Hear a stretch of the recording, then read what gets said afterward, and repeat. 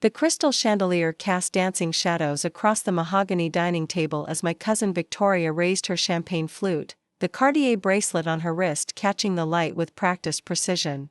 "To another successful quarter at Morrison and Associates," she announced, her voice dripping with the kind of confidence that comes from never having been told no. "Before we jump back in, tell us where you're tuning in from, and if this story touches you, make sure you're subscribed, because tomorrow, I've saved something extra special for you." I sat quietly at the far end of the table, watching the familiar theater unfold. Every monthly family dinner at my grandmother's estate followed the same script: displays of wealth, subtle competitions, and carefully orchestrated moments designed to establish the pecking order. Tonight would be different, though they had no idea. "Sarah's little teaching job is so noble," Victoria continued, turning her gaze toward me with that patronizing smile I'd grown to despise. "I mean, someone has to educate the masses, right?" The others around the table chuckled politely. My Uncle Richard, Victoria's father, nodded approvingly while adjusting his Rolex. "At least she's consistent," he added with false warmth. Still, in that same tiny apartment, driving that ancient Honda. Admirable dedication to simplicity. I took a sip of water, maintaining my practiced mask of quiet acceptance. They had no idea that the ancient Honda was actually a carefully chosen cover, or that my tiny apartment was one of 7 properties I owned across 3 countries. The teaching position they mocked so casually was my way of staying grounded, of remembering why I'd built what I'd built. Speaking of consistency, my cousin Marcus jumped in, loosening his silk tie. "Sarah, you're what, 32 now? Any prospects on the horizon? Or are you still married to your books?" More laughter rippled around the table. My grandmother, Eleanor Blackwood, matriarch of the family and owner of this sprawling Connecticut estate, watched the proceedings with sharp eyes. At 85, she'd seen 3 generations of family dynamics play out in this very dining room. "Marcus just closed another real estate deal," his mother, Aunt Catherine, announced proudly. $15 million this time. The Hamptons property we were telling you about. "Congratulations," I said softly, my voice barely carrying across the table. Inside, I was calculating the irony. Marcus's biggest deal was less than what I'd made in passive income last month, but I let them have their moment. Victoria leaned forward, her diamond earring swaying. "You know, Sarah, if you ever want to get serious about your finances, I could introduce you to my investment advisor. Though I suppose on a teacher's salary." She trailed off with theatrical sympathy. "Preparing and narrating this story took us a lot of time, so if you are enjoying it, like this video, it means a lot to us. Now back to the story." "That's very kind," I replied, cutting into my salmon with precise movements. What they didn't know was that their successful investment advisor was actually one of my employees, managing a small portion of my portfolio through a shell company. The irony was delicious. My cousin David, fresh from his latest business trip to Dubai, was already launching into his story about first-class accommodations and exclusive meetings. "The networking opportunities alone were worth the trip," he boasted, showing photos on his phone. "Though I suppose when you're dealing with international markets, the stakes are a bit different than classroom management." The subtle dig landed exactly as intended. Around the table, I could see the mixture of pity and superiority in their expressions. Poor Sarah, they were thinking, stuck in her small world while they conquered global markets. "Actually," David continued, warming to his theme, "I was just thinking, Sarah, and please don't take this the wrong way, but have you considered maybe expanding your horizons? I mean, teaching is fine, but there's a whole world out there. Real opportunities for someone willing to think bigger." I nodded thoughtfully, as if genuinely considering his wisdom. "You're probably right," I said, playing my role perfectly. "I suppose I've always been more comfortable with smaller things." Victoria practically glowed with satisfaction. "There's nothing wrong with knowing your limitations," she said magnanimously. "Not everyone is cut out for high-stakes business. The pressure alone would probably be overwhelming." My Uncle Richard raised his glass again. "To family," he declared. "Each of us contributing in our own way. Whether it's closing million-dollar deals or teaching children to read." The toast felt like a pat on the head, a gentle reminder of my place in the family hierarchy. I raised my water glass, letting them bask in their perceived superiority while I mentally reviewed the text message I'd received an hour ago confirming tomorrow's acquisition. Sarah's contentment is really quite admirable, Aunt Catherine added, her tone suggesting contentment was code for lack of ambition. Not everyone needs to chase success. Some people are happier with simple pleasures. Marcus nodded sagely. There's something to be said for accepting your station in life. No stress, no pressure, no difficult decisions. Just showing up, doing your job, going home to your little apartment. The conversation continued around me, each family member taking turns sharing their latest triumphs. Victoria's law firm had landed another high-profile client. Marcus had been invited to an exclusive investment conference in Switzerland. David was considering purchasing a yacht.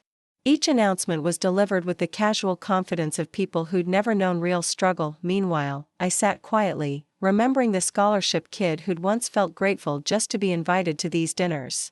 Back then, their success had seemed impossibly far away, their connections and opportunities a world I could never access. What they didn't realize was that their early dismissals and casual cruelty had been the fuel that drove me to build something they couldn't even imagine. The thing about family dinners, Victoria was saying, her voice taking on that lecturing tone she used in courtrooms, is that they remind us where we came from and where we're going. Some of us are destined for bigger things, while others. She gestured vaguely in my direction. Provide stability, I finished for her, maintaining my gentle smile. Someone has to keep the foundations strong while others reach for the stars. The table murmured approval at my self-awareness. How wonderfully mature of me to accept my limitations so gracefully.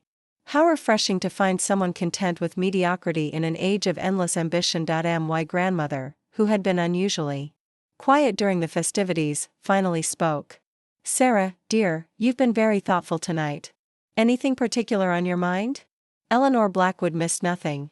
In her 8 decades, she'd built the family fortune from a small textile business into a diversified empire worth hundreds of millions. She was the only one at this table who truly understood power, how to acquire it, how to wield it, and most importantly, how to hide it. Just enjoying listening to everyone's successes, I replied truthfully. It's inspiring to see what's possible with hard work and determination. Victoria beamed. That's exactly the right attitude. Sometimes inspiration is the best gift we can give each other. The dessert course arrived, an elaborate chocolate creation that probably cost more than most people's monthly grocery budget. As the conversation drifted to vacation plans and social events, I allowed myself to imagine their faces when they finally understood who had been sitting at the far end of their table all these years. Oh, before I forget, Marcus said, dabbing his mouth with his napkin, I should mention that I'm being considered for that board position at the Metropolitan Development Authority. They're looking for someone with international experience and proven success. That's wonderful news, Aunt Catherine gushed. A board position at your age? Most impressive. I thought about the phone call I'd had with the MDA chairman last week, the one where we discussed Marcus's application. The irony was almost too perfect. They were asking my opinion on a candidate who spent his evenings mocking my supposed lack of ambition. Family connections probably helped, David noted with a grin. Nothing wrong with leveraging relationships. That's how the real world works. Victoria nodded approvingly. Networking is everything in business. It's not what you know, it's who you know. Though I suppose that's less relevant in educational settings. Another gentle reminder of my place in their hierarchy. I smiled and nodded, letting them believe their success was purely merit-based while I mentally calculated the family connections they'd never even realized they'd inherited. The evening was winding down when my phone buzzed discreetly against my leg. A message from my pilot, weather cleared. Standing by for pickup confirmation. I glanced at the message, then at the faces around the table. Tomorrow morning would bring revelations that would shatter their comfortable assumptions, but tonight I was content to let them enjoy their perceived superiority a little longer. Well, my grandmother announced, rising from her chair with the dignity of old money, another lovely evening. Sarah, would you mind staying a moment? I'd like a word. The others began their rounds of goodbyes, air kisses and promises to lunch soon. Victoria squeezed my shoulder as she passed. Keep your chin up, sweetheart. We all have our roles to play. Marcus clapped me on the back. Maybe next month you'll have some exciting news to share. A promotion to department head, perhaps. They filed out into the marble foyer, their voices echoing as they discussed weekend plans and business strategies. Soon it was just my grandmother and me in the vast dining room, the chandelier casting a softer glow now that the performance was over. Eleanor Blackwood studied me with those sharp blue eyes that had intimidated 3 generations of family members. You know, she said quietly, settling back into her chair, I've been watching you at these dinners for years. There's something you're not telling them. I met her gaze steadily. What makes you say that? Because, she smiled, and for the first time all evening it was genuine, you remind me of myself at your age. Letting people underestimate you while you build something they can't see.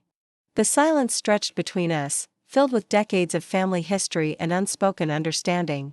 My grandmother was the only one who'd ever seen past the facade, the only one who understood that sometimes the quietest person in the room was the most dangerous. Tomorrow, I said simply, things are going to change. She nodded slowly. I wondered when you'd be ready. Outside, I could hear the last of the cars pulling away, carrying my cousins back to their lives of comfortable superiority. They would wake up tomorrow still believing in the fiction we'd all maintained for so long, that success was measured in Cartier bracelets and Hampton's properties, that true power announced itself with champagne toasts and business cards, but tomorrow, they would learn that the greatest victories are often won in silence, and that the family member they'd pitted for her small life had been playing a completely different game all along. My phone buzzed again. Another message from my pilot, flight plan filed. Ready when you are. I looked at my grandmother, who was watching me with growing amusement. Helicopter, she asked. Among other things. The evening air was crisp as I walked to my car, the deliberately modest Honda that had been such a source of gentle mockery tonight. Tomorrow, Marcus would discover why his board application had been rejected. Victoria would learn who actually owned the building her law firm rented. David would find out that his latest exclusive business deal had been orchestrated by the cousin he'd spent the evening patronizing, but tonight, I was simply Sarah the teacher, driving home to her tiny apartment, content with her small life. And smaller dreams. The best part of any revenge, I'd learned, wasn't the moment of revelation, it was the anticipation. The knowledge that everything was in place, every piece positioned perfectly, waiting for the right moment to transform pity into shock, superiority into humiliation. As I pulled into my driveway, I allowed myself one small smile. Tomorrow's family breakfast was going to be very interesting indeed. The morning sun filtered through the floor-to-ceiling windows of my grandmother's breakfast room as I arrived at precisely 9 a.m. The irony wasn't lost on me, while my cousins were probably nursing hangovers from their celebration of success. I'd been awake since 5 a.m. coordinating international acquisitions and reviewing quarterly reports from my companies across 4 time zones. Victoria was already seated, immaculate as always despite the early hour, scrolling through her phone with the self-important air of someone checking very important emails. Marcus looked slightly worse for wear, his usual confidence dulled by too much champagne and too little sleep. David was attempting to appear alert while nursing what was clearly his 3rd cup of coffee. Sarah, Victoria exclaimed with exaggerated warmth. You look surprisingly fresh for someone who probably stayed up grading papers all night. I smiled, settling into my usual seat. Actually, I had quite an interesting evening after dinner. Several important calls to make. Marcus snorted softly. Important calls? Let me guess, the PDA emergency hotline? The others chuckled, their morning cruelty already warming up. It was fascinating how comfortable they were with casual meanness, how naturally it flowed from them like breathing. Something like that, I replied, checking my watch. My pilot would be here in exactly 47 minutes. The timing had to be perfect. My grandmother entered with her usual regal bearing, but I caught the slight glimmer in her eyes. She knew something was coming, had sensed it last night during our brief conversation. Eleanor Blackwood hadn't built an empire by missing subtle signals. Good morning, family, she announced, taking her place at the head of the table. I trust everyone slept well after our lovely evening? Like a baby, David said, though his bloodshot eyes suggested otherwise. Nothing like the satisfaction of a productive week to guarantee sweet dreams. Victoria nodded sagely. There's something deeply fulfilling about making a real difference in the world. Closing deals, serving clients, building something meaningful. Her gaze drifted to me with practiced sympathy. I'm sure teaching has its own rewards, of course. Different scale, but still valuable in its own small way. I buttered my toast carefully, each motion deliberate and calm. You're absolutely right. Scale is everything in determining impact. Marcus leaned back in his chair, warming to the familiar theme. That's what separates the players from the spectators. Some people think small, classroom by classroom, student by student. Others think big, markets, regions, global influence. Speaking of global influence, David added, pulling out his phone, I just got confirmation on the Singapore deal. 23 million in infrastructure development. Not bad for a week's work. The preening was almost painful to watch. 23 million was impressive by their standards, but it was roughly what my renewable energy division generated in revenue every 4 days. Still, I let them have their moment. That's wonderful, David, I said genuinely. International development is so important for sustainable growth. Exactly, he beamed, mistaking my understanding for admiration. Most people can't even comprehend projects at that scale. The complexity, the stakeholders, the regulatory frameworks, it's a different world entirely. Victoria's phone buzzed, and her expression shifted as she read the message. A small frown creased her perfectly sculpted forehead. That's odd. What is it? Marcus asked, noting her confusion. My office just got a message from our building management. Something about a change in ownership? She scrolled through more messages, her frown deepening. They're requesting updated lease agreements for review by the new property owner. I took a sip of orange juice, savoring the moment. Property transfers can be complicated, I offered helpfully. Probably just routine paperwork. But Victoria's confusion was spreading. Marcus had pulled out his own phone and was reading with growing bewilderment. This is weird. I just got a message from the Metropolitan Development Authority. They're postponing the board selection process? Something about restructuring criteria? The dominoes were beginning to fall exactly as I'd orchestrated. Each revelation would build on the last, creating a cascade of confusion that would prepare them for the final, devastating truth. David was now frantically checking his messages. Guys, I think something's happening. The Singapore project. They're saying there's been a change in the primary funding structure? I don't understand what this means.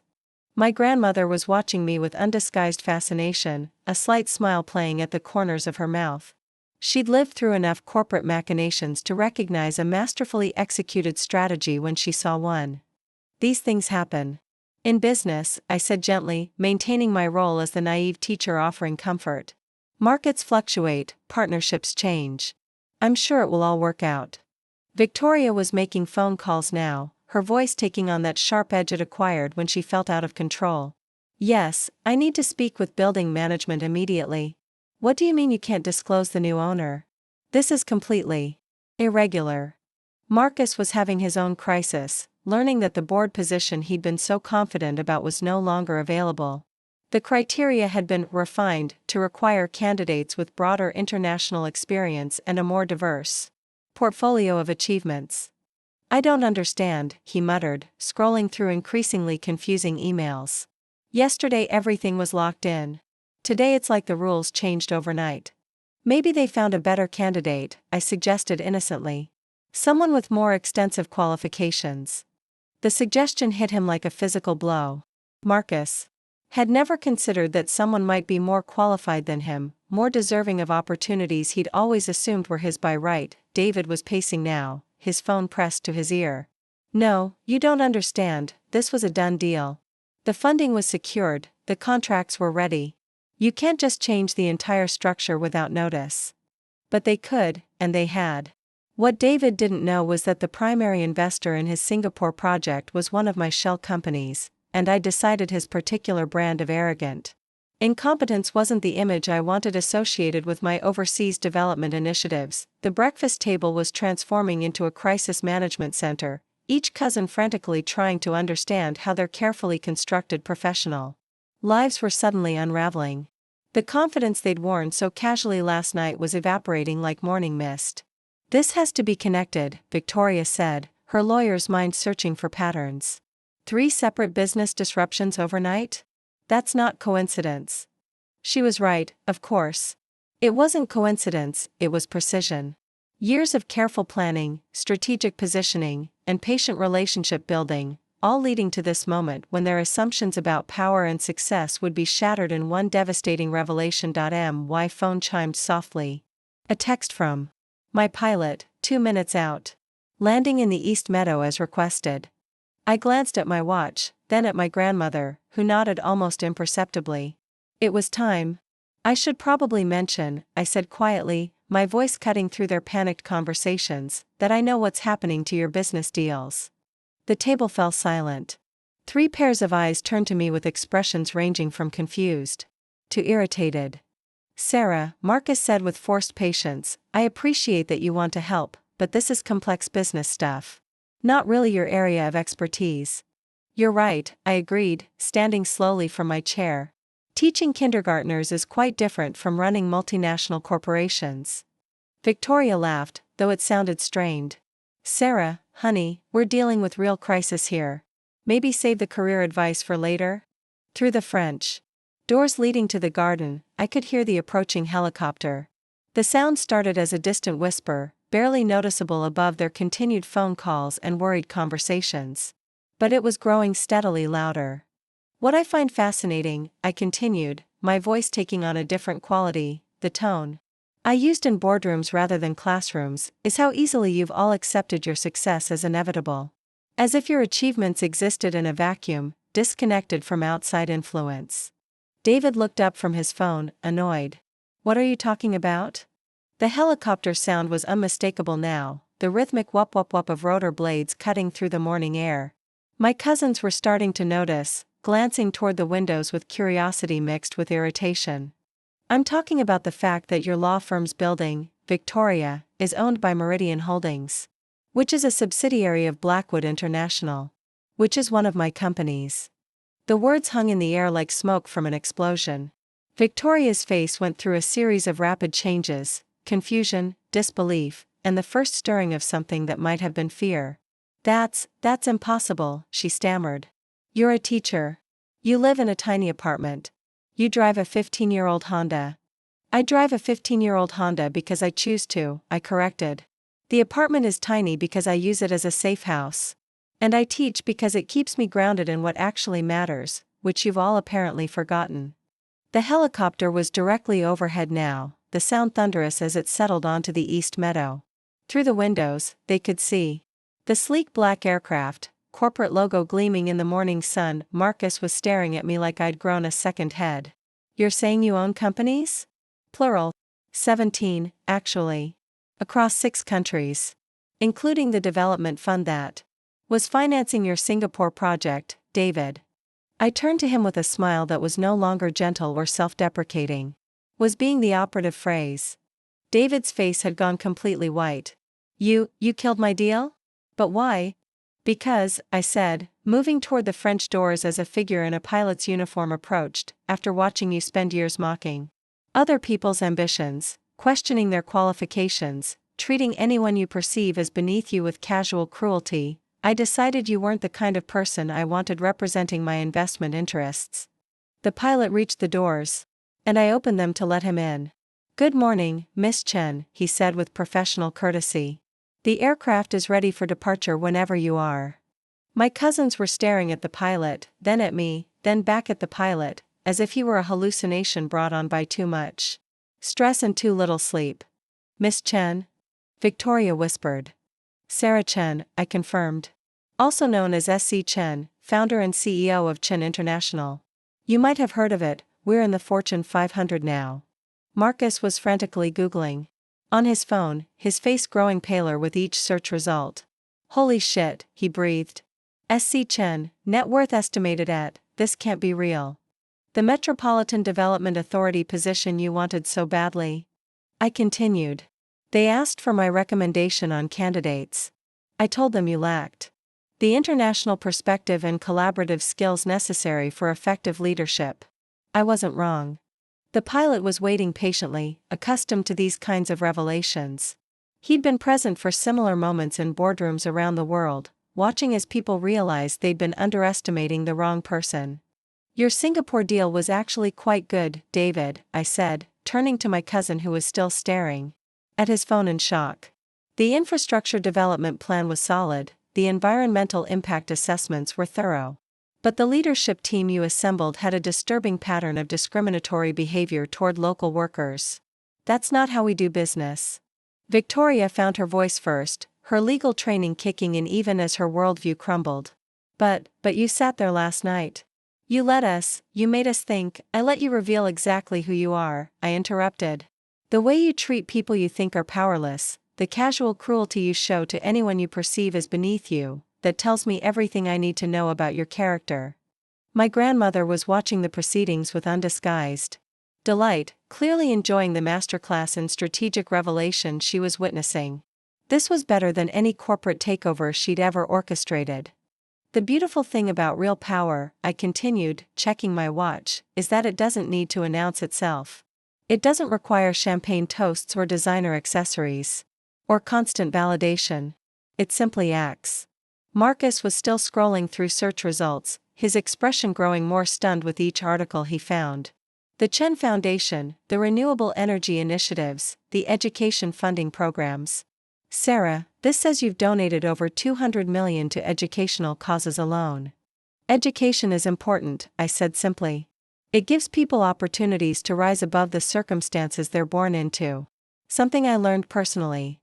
The pilot cleared his throat gently. Miss Chen, we have a narrow weather window for the flight to Geneva. The board meeting starts at 1400 local time. Of course. I turned back to my cousins, who were sitting in various states of shock around the breakfast table. I have to run. International acquisition to finalize. But this has been enlightening. Victoria was shaking her head slowly. I don't understand. Why didn't you ever say anything? Why let us think? Because, I said, pausing at the door, watching. How you treat people when you think they can't hurt you tells me exactly how you'd treat them if they could. Character isn't what you do when people are watching, it's what you do when you think no one important is. David was still processing, his mind trying to reconcile years of assumptions with this new reality. But the teaching job, why would you? Because those kids matter more than your stock options or Victoria's client billings or Marcus's board positions. Because someone needs to remind them that success isn't about stepping on other people, it's about lifting them up. The helicopter engines were spinning up, creating a backdrop of power and urgency that emphasized every word I spoke. Your lease is terminated, Victoria. The building has new ownership policies about workplace harassment, and your firm doesn't meet our standards. Marcus, the board position has been filled by someone with actual international development experience. David, you'll need to find new funding for your projects. May I suggest developing better interpersonal skills first? I moved toward the door, then paused for one final observation. The funniest part is that you could have had all of this. The connections, the opportunities, the access to real power. All you had to do was treat one quiet teacher with basic human decency. My grandmother stood as I reached the door. Sarah, dear, she called out, her voice warm with approval, dinner next month? Absolutely, I replied with a genuine smile. Though it might just be the two of us. As I walked toward the helicopter, I could hear the explosion of voices behind me, angry questions, desperate protestations, the sound of people realizing that everything they thought they knew about power and success had been an illusion. The pilot helped me into the aircraft, and I settled into the leather seat, putting on my headset as the rotors spun up to takeoff speed. Through the window, I could see my cousins standing at the French doors, watching in stunned silence as their supposedly simple, unsuccessful relative departed in a multi-million-dollar helicopter. Geneva, Miss Chen, the pilot confirmed. Geneva. I agreed, watching the Blackwood estate shrink below us as we climbed toward the clouds. The irony was perfect. While they'd spent years mocking my small life, I'd been quietly building something larger than any of them could imagine. While they'd competed for scraps of recognition and status symbols of success, I'd been creating actual change in the world. My phone was already buzzing with messages. Marcus trying to apologize, Victoria attempting to negotiate, David begging for another chance. But it was too late for damage control. Years of casual cruelty couldn't be erased with mourning after regret.